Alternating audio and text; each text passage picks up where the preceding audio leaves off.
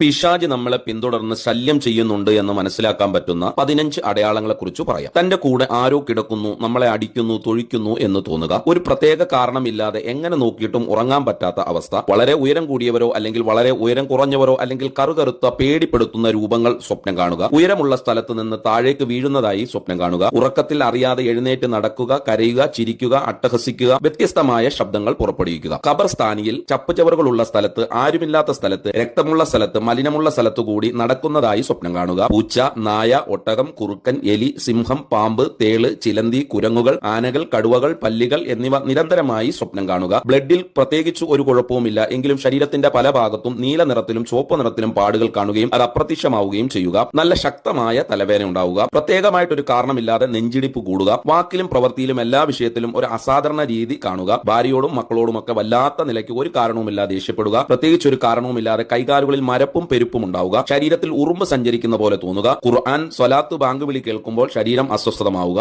ഈ ബുദ്ധിമുട്ടുകൾ കാരണമായിട്ട് ഒരു ഡോക്ടറെ കാണുകയോ ഒരു സൈക്യാട്രിസ്റ്റിനെ കാണുകയോ ചെയ്തിട്ട് ബുദ്ധിമുട്ട് മാറുന്നില്ല എങ്കിൽ ഒരു പൈശാചികത നിങ്ങൾ